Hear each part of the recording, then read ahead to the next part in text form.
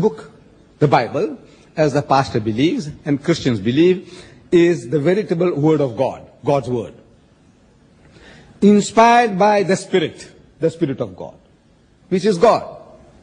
Because the Christian says and believes in God the Father, God the Son, and God the Holy Ghost. You believe that Father is God, the Son is God, and the Holy Ghost is God. So if the Spirit is the Holy Ghost, it is God. And if God inspires, if this is what God inspired,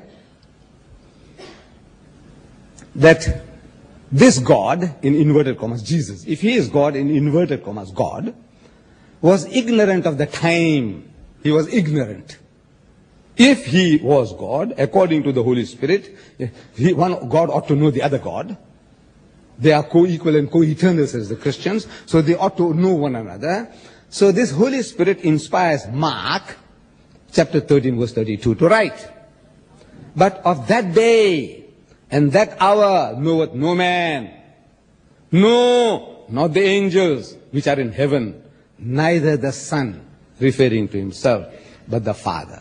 He is the only one who knows when the last day is, when the end is coming." Day of judgment, day of resurrection, call it what you like. The last day of that day, nobody knows, even the angels, nor do I know. This is the knowledge of God. My Father, only he knows. How can he not know? Knowledge. What kind of a God is this? That he has no knowledge of the last day. And this God is testifying, the Holy Spirit of his God is testifying that this other God he doesn't know. How can he be God? Knowledge is part of God. He's all-knowing. He knows everything. He knows our secret thoughts, our feelings, our emotions. He's aware of everything. Our motives. He knows everything. But this God, in inverted commas, the Holy Spirit is inspiring Mark to say he didn't know anything about the last day.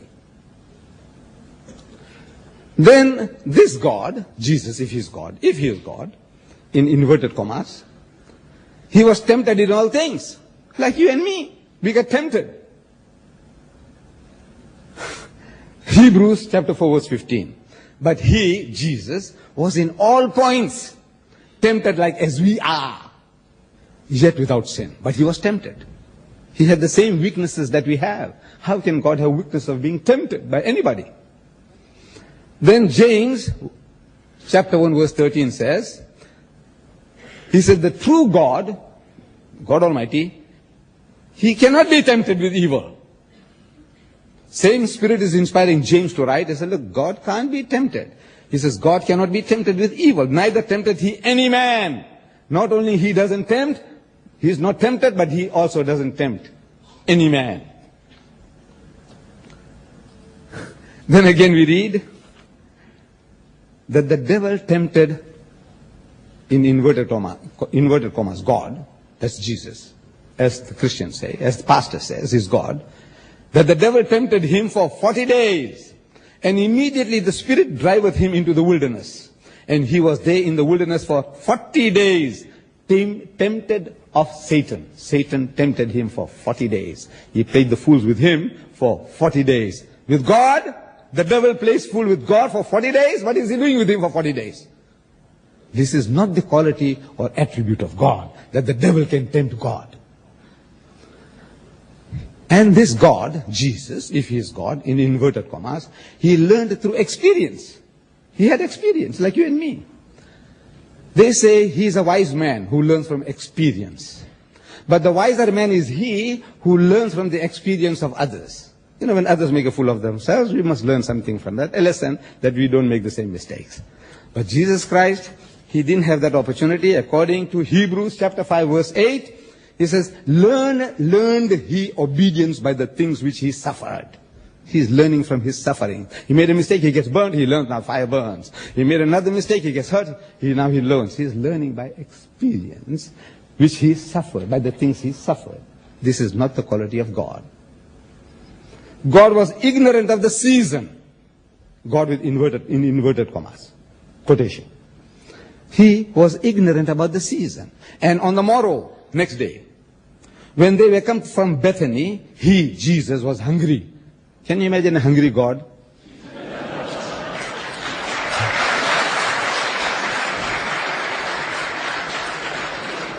By God, I'm not making a mockery of Jesus.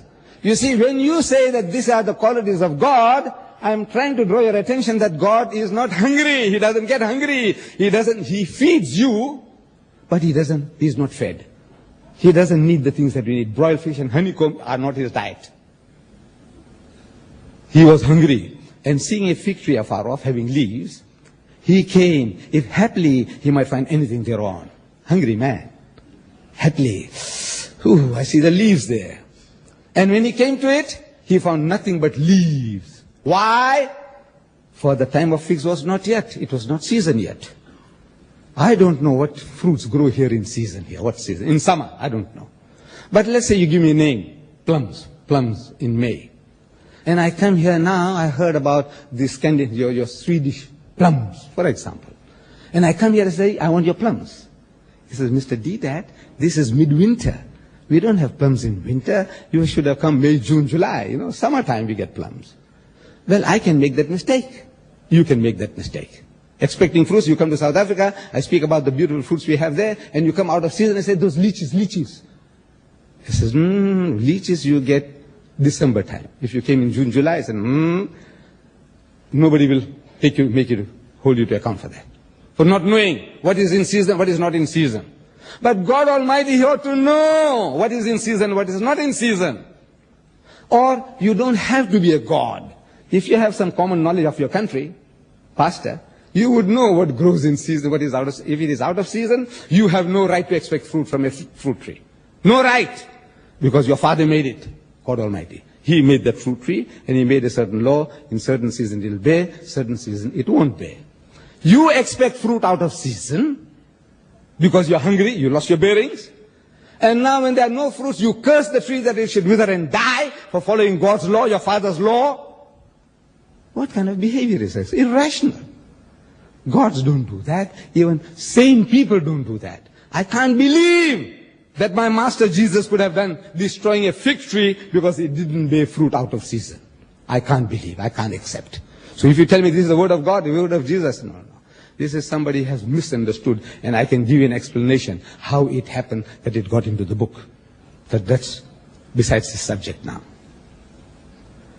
God Almighty, Jesus, if He is God Almighty, He is a powerless God, in inverted commas, powerless. Jesus said, this is what He said. He said, I can of my own self do nothing. You know what's nothing? Nothing is nothing. He can do nothing of Himself, His own power. He's got no power to do anything. John chapter 5 verse 30, sir. He does say, all power is given unto me. Is given to Him.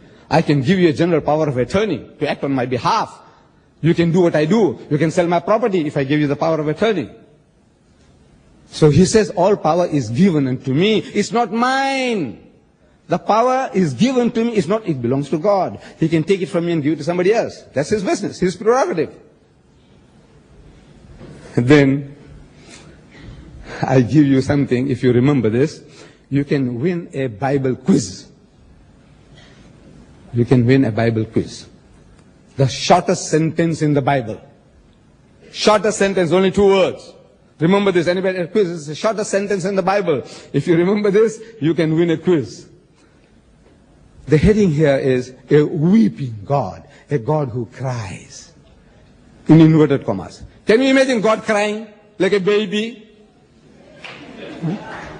But this is what I'm reading. John chapter 11 verse 35, sir. So I don't know whether it's hearing.